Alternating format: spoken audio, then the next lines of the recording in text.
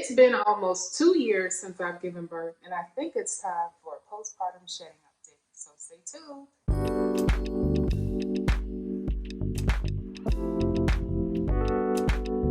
So many of you out there had a chance to, or hopefully had a chance to see my postpartum shedding video that I posted, I think about 4 months after I gave birth.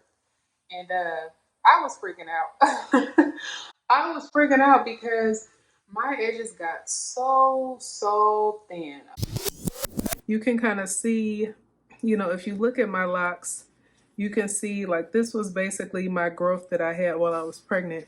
And then this at the base is kind of going back to, my hair like post pregnancy. And so it feels, especially this one down here, look at him. It looks like really thin in comparison. And so I am just kind of like a little nervous about that. And it just kind of sent me into kind of a state of worry and shock about my hair because I was already struggling with, when you got your newer locks and they're a little thinner already and a little shorter, you wait for them to kind of fluff up and get longer. And I just had all of that going on in the midst of that with me giving birth, and it started thinning out, which was awful. I'm just not gonna sugarcoat it. I was freaking out the whole time. But thankfully, I had a good game plan, which kind of carried me through. Now, there is a part of this that's kind of outside of your control because you don't really know what your body is going to do when you're kind of going through your postpartum shedding phase. There's so many hormones involved. And if you Google postpartum shedding, you will see some pictures that will freak you out.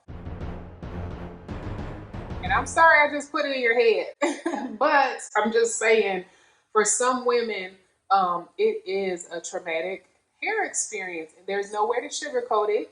So for me, my lactation was instrumental with helping me kind of get through my shedding phase. I made sure to stay on target with my reties because she was kind of very closely monitoring the health of my edge locks. Sometimes, if I'm recalling correctly, if I was really afraid about them, she kind of advised me to just kind of braid them together to help keep them a little stronger.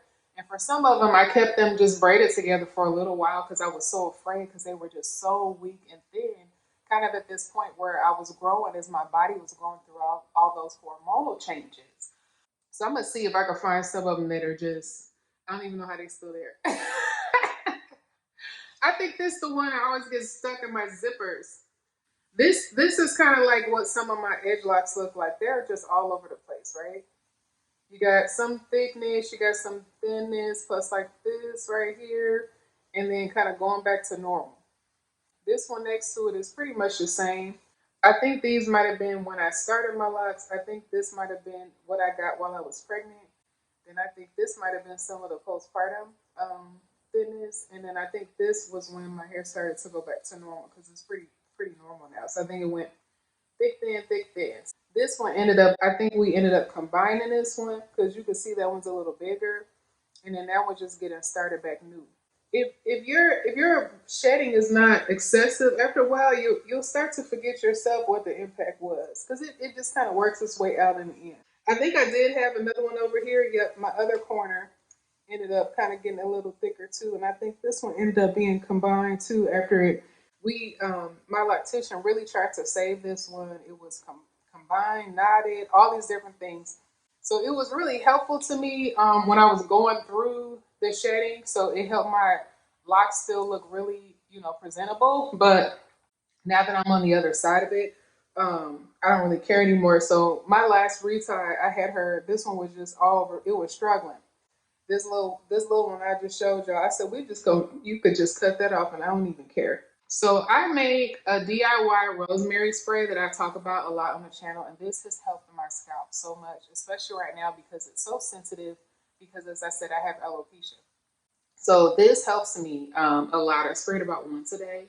I didn't spray it yet today because I've been rushing, but I love continuous sprayers because they make everything so easy. I used to use aloe vera spray, which I talked about on the channel, but my scalp has become so sensitive now, I can't use it anymore. But the rosemary agrees with my scalp.